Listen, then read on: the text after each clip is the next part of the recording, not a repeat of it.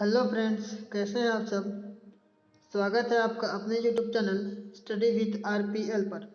Friends, I hope कि आप बहुत अच्छे होंगे और आपकी तैयारी भी बेहतर तरीके से चल रही होगी।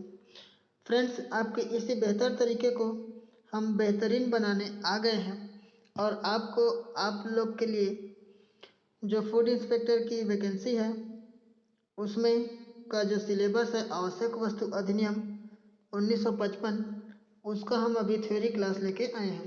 ओके, तो फ्रेंड्स, आप बने रहिएगा वीडियो के अंत तक।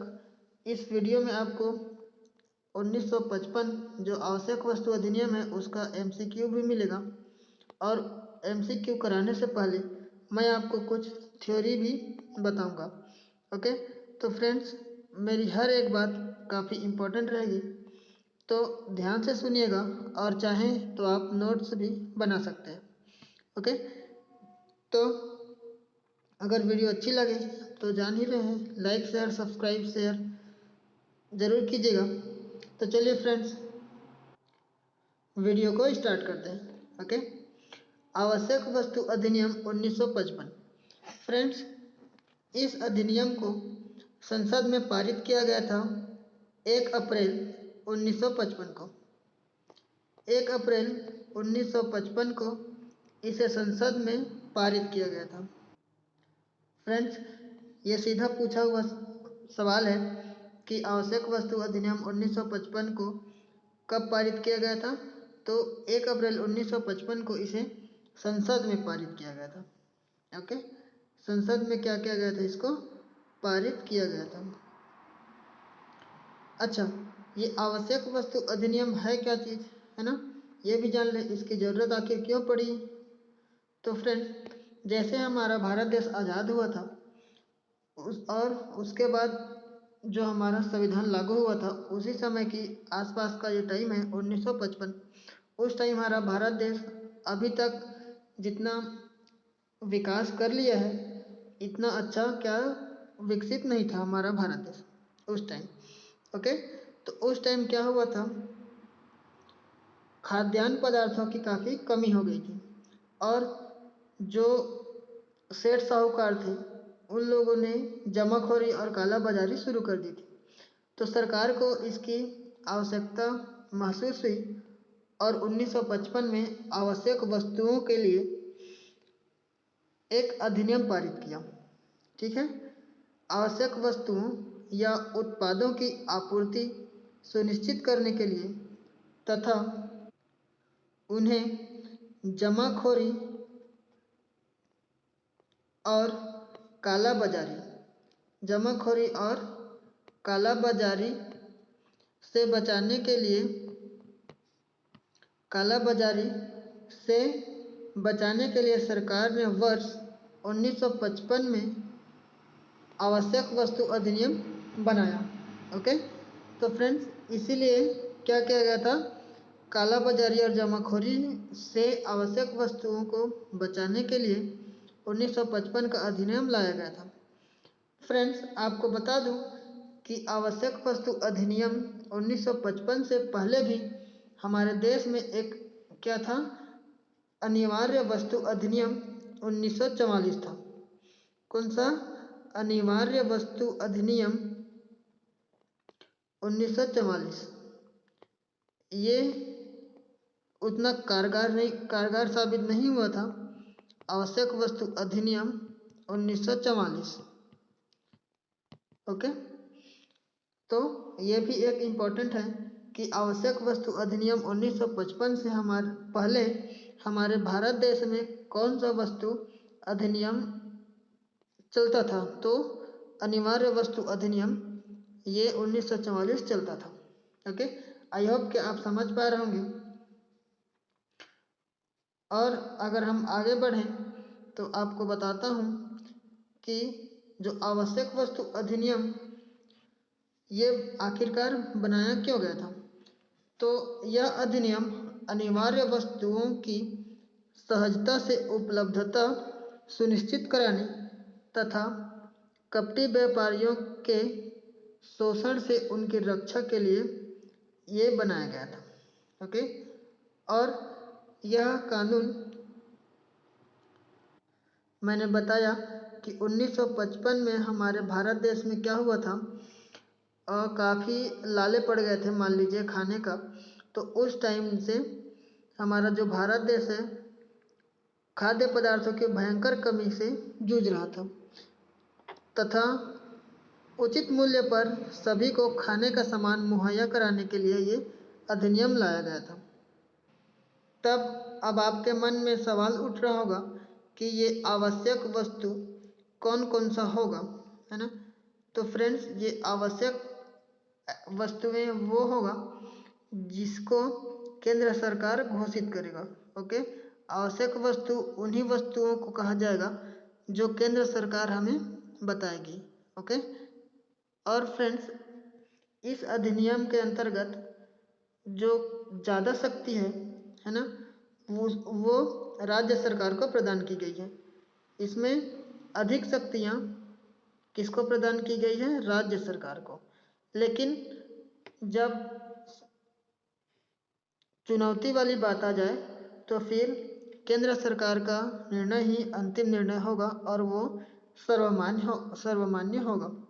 ओके, तो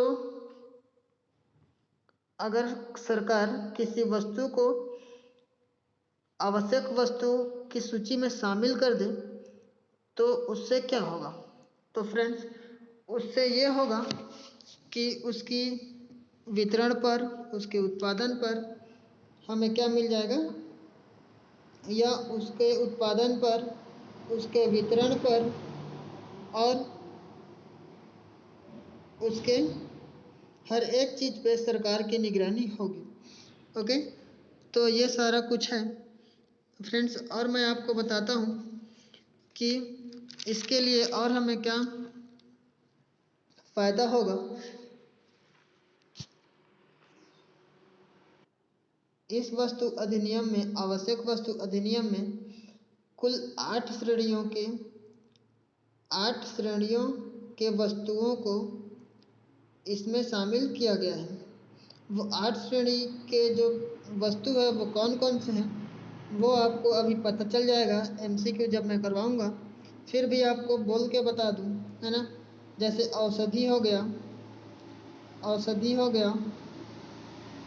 और जैसे कि उर्वरक हो गया, कपास से बना धागा, ये सारे, और जो पेट्रोलियम पदार्थ हैं ये सब आवश्यक वस्तु अधिनियम में सम्मिलित है फ्रेंड्स।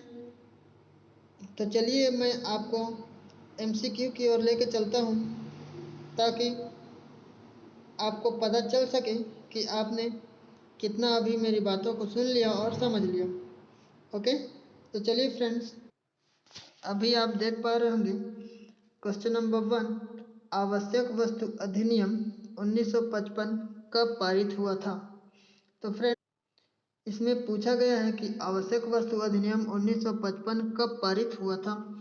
तो ये हुआ था, इसका ऑप्शन हो जाएगा ए, सही जवाब 1 अप्रैल 1955 को। कहाँ पारित हुआ था? संसद में पारित हुआ था।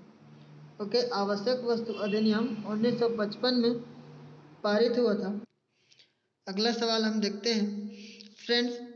इस वाले क्वेश्चन के बाद मैं अधिनियम वाले क्वेश्चंस भी आपको लोग के लिए लाऊंगा, तो आप चैनल को ज़रूर से ज़रूर सब्सक्राइब करके रख लीजिए ताकि जब भी मैं वीडियो डालूं तो उसका नोटिफिकेशन आपको तुरंत ही मिल जाए। ओके, दूसरा सवाल देखते हैं।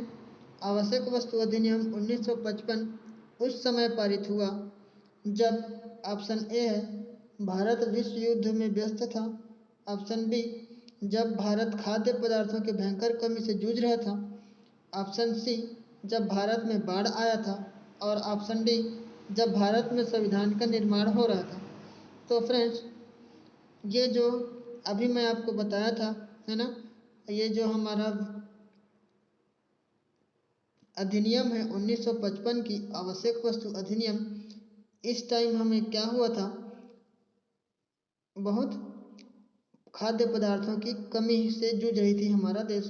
फ्रेंड्स, आपको बता दूं कि उस टाइम जब हमारा ये खाद्यान्नों की कमी हो गया था तो हम अमेरिका से क्या करते थे, इंपोर्ट करते थे, है ना, आयात करते थे खाने की, तो हमें वो वाला गेहूँ दिया जाता था जिसको वहाँ के जानवरों को खिलाया जाता था, गाय भैंस वगैरह को, है ना। तो इतना कुछ हम लोग ने गरीबी आ गया था हम लोगों में। ओके, तो इसका सही जवाब हो जाएगा ऑप्शन ए। ओके, अगला बढ़ते हैं अगले सवाल की ओर। आप देख पा रहे होंगे, आवश्यक वस्तु अधिनियम 1955 के तहत अधिकांश शक्ति दी गई है। तो फ्रेंड्स, आवश्यक वस्तु अधिनियम 1955 के तहत अधिकांश शक्ति दी गई है किसको? राज्य सरकार को।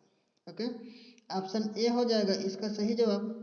फ्रेंड्स, वैसे तो ये जो हमारा आवश्यक वस्तु अधिनियम है, इसको अनुच्छेद 33 के अंतर्गत बनाया गया है और ये संघ सूची का विषय है।